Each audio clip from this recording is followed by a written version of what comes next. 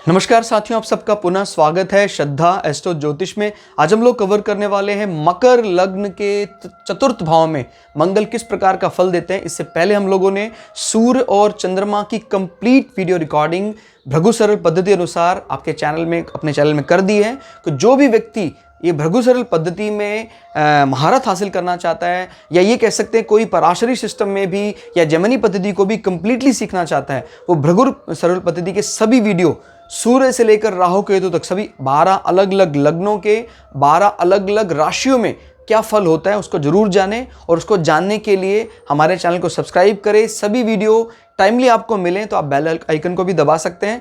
मेरा नाम है सनत कुमार वाजपेयी। 15 साल का अनुभव है मुझे साइंस एंड एस्ट्रोलॉजी में। हमारे बारे में और अधिक जानकारी के लिए आप सिंपली गूगल करें, सनत वाजपेयी लिखें, आपको मेरे बारे में कंप्लीट इन्फॉर्मेशन, मेरा एजुकेशन बैकग्राउंड पता लग जाएगा। तो आइए बढ़ते हैं आज की वीडियो की तरफ। मकर लग्न के बेसिक नेचर को जानने के लिए आप लग्नों वाली वीडियो में भी जाएं, और आप मकर लग्न के बेसिक नेचर को जानने के बाद इस वीडियो को देखेंगे तो और आसान हो जाएगा। तो अभी यहां से गिनते हैं 1 2 3 4 एंटी क्लॉकवाइज। तो ये आता है चतुर्थ भाव। मंगल स्वग्रही होकर बैठे हैं चतुर्थ भाव में, और ये भाव किस किस का कारक है वो डिस्कस कर लेते हैं। चतुर्थ भाव आपकी माता का, आपके जो कह सकते हैं आपके एजुकेशनल इंटरेस्ट बताता है चतुर्थ भाव। किसी की भी विद्या बुद्धि देखनी है तो आपको चतुर्थ और पंचम को मिला के देखा जाता है। क्लियर हो गया? तो एजुकेशन इंटरेस्ट को बताता है। आपके जीवन में सभी प्रकार के सुख जो है, माता के बाद एजुकेशन इंटरेस्ट, सभी प्रकार के सुख कैसे मिलेंगे वो चतुर्थ भाव से देखा जाता है। क्लियर हो गया? और आपकी जमीन जायदाद जो है वो भी चतुर्थ भाव से देखा जाता है। और चतुर्थ भाव आपके वाहन सुख को भी बताता है, किस प्रकार के वाहन आपके पास होंगे, नहीं होंगे, कब मिलेंगे, ये सब चीज़ें तो चतुर्थ भाव से देखी जाती हैं। क्लियर? तो चतुर्थ भाव मोक्षा का भी पहला स्टेप कहा जाता है। अगर चतुर्थ भाव में कोई नीच भंग होकर ग्रह आता है तो वो आपको गॉड को भी जानने में बहुत मदद करा देता है। बिकॉज आपको पता है नीच में जब कोई भी ग्रह बैठता है तो प्राय झुककर चलता है, और वो नीच भंग में चला जाता है तो क्या होता है, जीवन के शुरुआती समय में वो नीच का रहता है, बाद में वो उच्च की तरह फल देने लग जाता है। या जैसे चारों रूपों से अगर कोई नीच भंग हो रहा है, लग्न से, चंद्रमा से, उच्च का ग्रह, नीच का ग्रह का लॉर्ड जो है, अगर वो चारों रूल से नीच भंग हो रहा है तो फिर वो ग्रह इतना मजबूत हो जाता है कि वो उच्च की तरह फल देने लग जाता है। और ऐसा नीच भंग हमें चौथे भाव का जो मोक्षा इंपैक्ट है उसको अनलॉक करने में मदद करता है। माने जब कोई व्यक्ति सर उठाकर चलता है तो यानी हम कहते हैं कि कोई ग्रह उच्च का है, और इस दृष्टि से कभी भी ईश्वर को या मोक्षा को या भक्ति को हासिल नहीं किया जा सकता। लेकिन अगर किसी का ग्रह चतुर्थ में नीच का होकर बैठा है और चारों नियमों से वो नीच भंग कर रहा है, तो वो जीवन के शुरुआती दौर में इतना संकट झेलने के बाद अपने आप को इतना काबिल बना लेता है कि ना सिर्फ सांसारिक सुख में वो प्रवीण हो जाता है, वो ईश्वरीय सुख के भी काबिल हो जाता है। या कह सकते हैं ईश्वरीय सुख या परम सुख की बात करें तो मोक्षा के काबिल हो जाता है। और यही नींव पड़ती है फाइनल मोक्षा की। याद रखिएगा, चतुर्थ भाव मजबूत कई ऐसे संतों का, कई ऐसे इस्कॉन के संस्थापकों का देखा गया है जिसमें चतुर्थ भाव में ग्रह नीच का होकर बैठा हुआ है, और उस नीच भंग ने कमाल कर दिया। नीच भंग ने ना सिर्फ संसारिक सुख दिला दिया उसको, उसने जो हमारा फाइनल सुख है, फाइनल डेस्टिनेशन है, वहां भी पहुंचाने में हमारी मदद की। तो लौकिक सुख भी इसके पास है, और ये पारलौकिक सुख की भी नींव चौथा भाव ही रखता है। तो इसलिए इसको हल्के में मत लीजिएगा, बहुत बहुत पावरफुल माना जाता है। और यहाँ से हम अभी देख पा रहे हैं कि मंगल की लॉर्डशिप है यहाँ पर, और मंगल यहाँ बैठकर ना सिर्फ इस भाव को साध रहा है, मंगल आय के भाव को भी साध रहा है। क्लियर? तो मंगल ने चतुर्थ भाव में, ये आपकी माँ की जो पर्सनैलिटी बहुत डायनामिक है। जिस भी जातक की ऐसी कुंडली है जिसमें चतुर्थ भाव में मंगल बैठे हैं, माँ की पर्सनैलिटी बहुत डायनामिक है। उनकी घर में अच्छी खासी धमक चलती है, और आपके रिलेशनशिप उनके साथ अच्छे रहेंगे। बिकॉज मंगल जो है स्वग्रही होकर यहाँ बैठा हुआ है। क्लियर हो गया? तो कहीं किसी और प्राय चौथे भाव में मंगल को अच्छा नहीं माना जाता है, लेकिन जब अपने घर में बैठा है मंगल तो अपने भाव को नहीं बिगाड़ेगा वो। तो यहाँ पर मंगल आपको जमीन जायदाद का सुख, वाहन का सुख, माता का नर्चरिंग नेचर तो आपको माता का नहीं मिल पाएगा। जो कहते हैं हॉस्पिटैलिटी, केयरिंग, जो चंद्रमा का स्वभाव है वो तो है नहीं दूर दूर तक कुछ भी, लेकिन माँ की बोल्ड पर्सनैलिटी का सुख आपको जरूर मिलेगा। माँ के कमांड का, माँ के इस प्रकार की उस चीज़ का आपको यहाँ आपको लगेगा मेरी माँ बहुत कमांडिंग नेचर है, और आप उस चीज़ का बहुत रिगार्ड भी करेंगे, रेस्पेक्ट भी करेंगे। बट बाय डिफ़ॉल्ट जो माँ की प्रॉपर्टी होती है, शुक्र का नेचर, चंद्रमा का नेचर या बुध का नेचर, वो यहाँ पर नज़र नहीं आता है। हाँ, अगर यहाँ पर चंद्रमा बैठ जाता है तो फिर ना सिर्फ आपके मदर बहुत डायनेमिक होंगी, वो बहुत ज़्यादा हॉस्पिटैलिटी केयरिंग नेचर की भी होंगी। क्लियर? तो ये बात याद रखिएगा।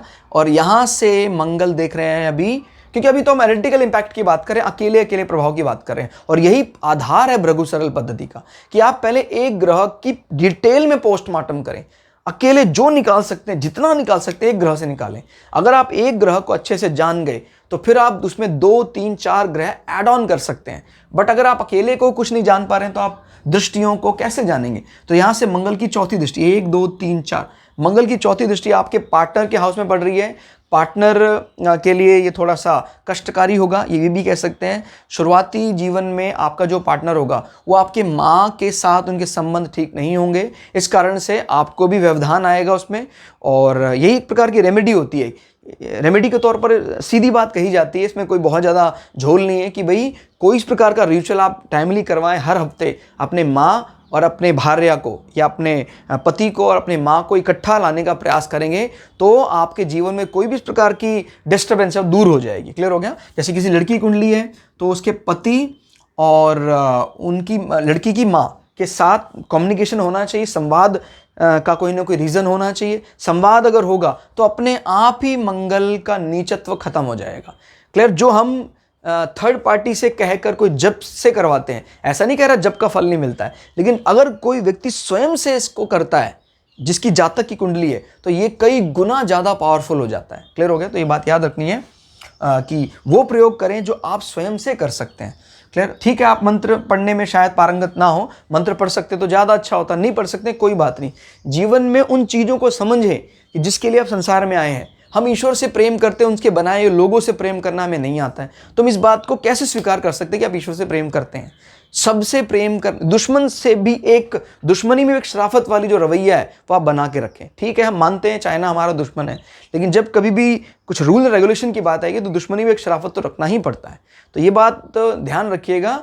वसुदैव कुटुंबकम इंडिया की फिलॉसफी है। हम अपने ही लोगों से प्रेम नहीं कर पा रहे हैं, क्लियर, तो दूसरों से क्या प्रेम करना सीखेंगे? ठीक है, जब हमारी मातृभूमि पर कोई रक्षा आती है तो हम चाइना की ईंट से बजाने में भी पीछे नहीं हटते हैं, लेकिन ये बात याद रखनी है कि संसार में रहने वाले या ब्रह्मांड में प्रत्येक जीव को बनाया उसी ईश्वर ने है जो आपका अधिष्ठाता है, जिसको आप भजते हैं, जो आप मानते हैं कि ये मेरे देवता हैं। विष्णु को मानते हैं, शंकर को मानते हैं, तो क्या शंकर ने उसको नहीं बनाया जिससे आप नफरत करते हैं? तो ये बात जब अगर पहचान लेंगे तो आपकी नफरत काफ़ी हद तक हो सकता है प्रेम में बदल जाए, और जब यहाँ से पॉजिटिव वाइब्रेशन निकलेंगी तो वहाँ भी पॉजिटिव ही जाएंगी। क्लियर हो गया? तो यानी रिवर्ट भी पॉजिटिव ही आएगा।